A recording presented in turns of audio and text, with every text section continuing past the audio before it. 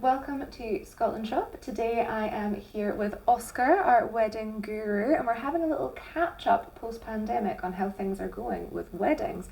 I know we've been really busy, and I imagine you have been too. Absolutely, it's been a very interesting time, and it's great to see weddings coming back in very big volumes, which is very exciting. And after the past 2 years we've had, this is a very indeed exciting time for the couples and wedding businesses as well. Mm-hmm. Definitely, I know we've had a lot of fittings in store and online, so it's been really, really good to see. It's nice to be able to help people celebrate as well. So, what do you think has changed since the pandemic with weddings? So I think the definition of wedding has changed. Back in the day, it was all about the big grand wedding parties. And that's still the case because we're getting inquiries for 2023, 2024, and even beyond that as well, which is super exciting. And couples really want to celebrate their special occasion, which wasn't possible for so long.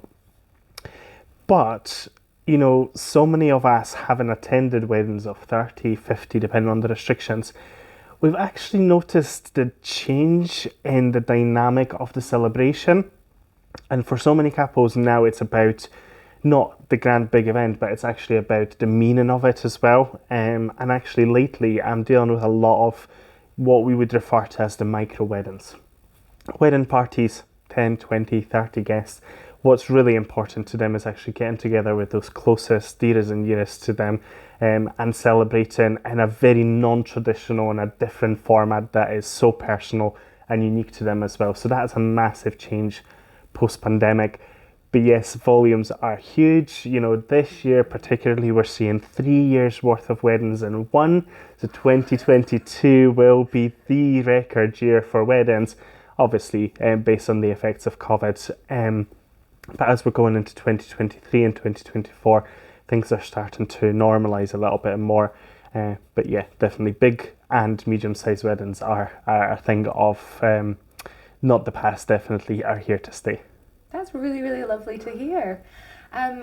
We've been doing a little bit of research ourselves before we came to have a chat with you. So we've been seeing lots of things about the Anniception, where people have been having a bigger celebration now that they can with more friends after having, a micro wedding previously. Is that something you've been experiencing as well? Definitely. So actually this year particularly, I work with a lot of destination weddings that couldn't have had the opportunity of travelling to Scotland, with connections to Scotland, either family roots or one of them is Scottish but just moved away. They're coming back to Scotland to celebrate their first, second, third anniversary here in Scotland, and they refer to it very different ways. Anniversary celebrations, renewal of vows, affirmations of vows, all these things coming into place because yes, it was important for them to get married at the time. Mm-hmm. And we didn't know how long the pandemic was going to go on for. So the reality of planning a family and so many different things just kind of took the forefront. But now it's the time to party and celebrate, to bring everyone together and have a wonderful time again. With everything that's happening, obviously, things have changed quite a lot, but are you finding there's lots of traditions that have made their way through and that are in keeping at the moment?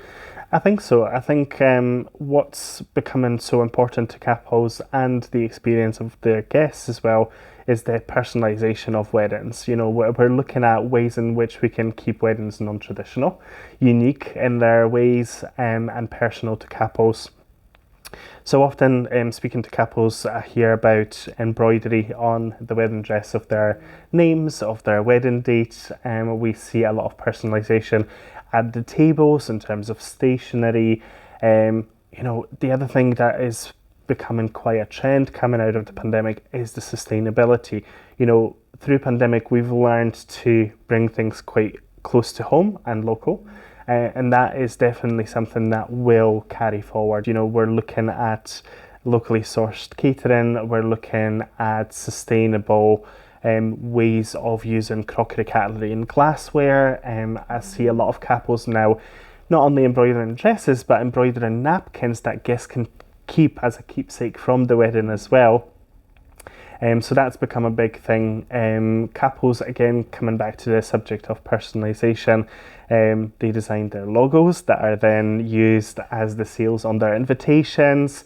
They're used on stationery as well, and again, just making it very special and unique about the whole experience, that it's not just a ceremony, drinks reception, and a meal. There's other events around the wedding that are taking place that are making it just them and personal to them as well. It's interesting that you say about embroidery as well. We have had lots of inquiries about personalised embroidery, especially in items like jackets, a little bolero jacket, Yes. or if they've got a custom made suit, they want a little bit of something that just Cuff or sets them something. apart Yeah. on the cuff, or in the back under Yeah. the collar. It's really, really, really nice to see. Fantastic. What does it mean for you to be a wedding celebrant and organiser? So it's actually quite interesting. The two are very separate in their approach. In Scotland, the legal requirement for a celebrant is that you serve one purpose. So quite often I either do the ceremony part of it or I do the planning part of it. There are instances where I would do the pre-planning for the couple and then be a celebrant on the wedding day, but then they've got a coordinator on the day that looks after that from the venue perspective as well. But actually it's very complementing, because that connection of the Humanist Ceremonies Society as well as the Wedding Planning Industry Association, they come together, and the body of support that I've got from both the ceremony part of it and the planning part of it is incredible. The network, the connections that you make through both associations is incredible. And it complements it itself, because I've learned so much about the ceremonies through doing ceremonies that I can now advise wedding planning couples about it and vice versa. I've got my recommended suppliers of wedding ceremonies to couples that if I can't do it, then somebody else can do it as well.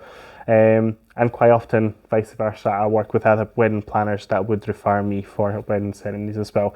Quite often, what you will see with myself is that I tend to do ceremonies midweek and wedding planning on the coordination at the weekends. That's how it kind of all worked itself out through the pandemic. That's really cool. That's really, really interesting to hear, because you got a really good understanding of both, to be a great person to ask all those niggling questions to as well. Paperwork is a big task for wedding planning couples, and being in the known of what's required of the couple in terms of the legal requirements is a brilliant knowledge to have indeed. No, it's something that often gets forgotten as well, because we're so focused on those little details. What cocktails are we going to have? What's everyone wearing? That actually the paperwork kind of goes by the wayside, but there's so much involved with the legalities as well. So 100%. good friends to have. Indeed. Did you have a favourite wedding moment from last year? Anything that stood out? Favourite wedding moment from last year? Now, there's just been so many.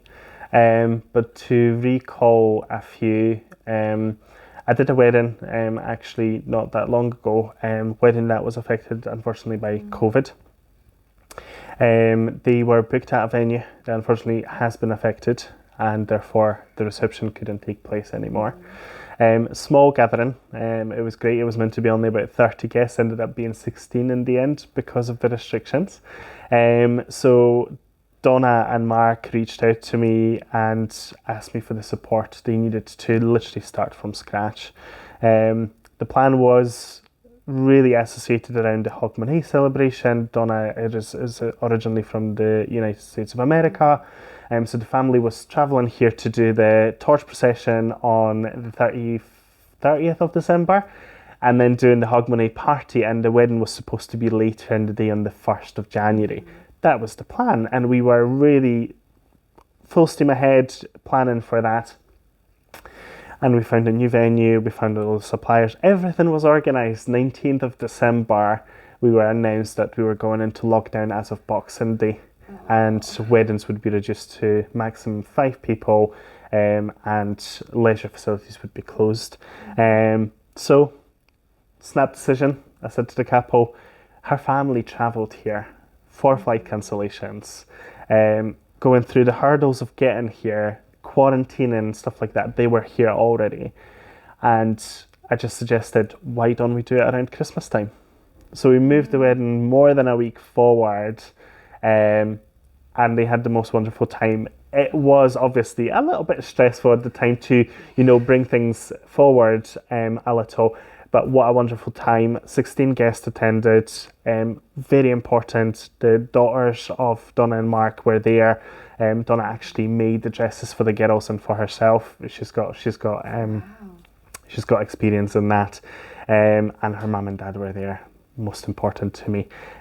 So we made sure that they had a wonderful time, and to this day we keep in touch. I've met them for their wedding anniversary, and you know, the memories that they've got from this wedding to even me was wonderful, and we actually had the wedding on Christmas Eve.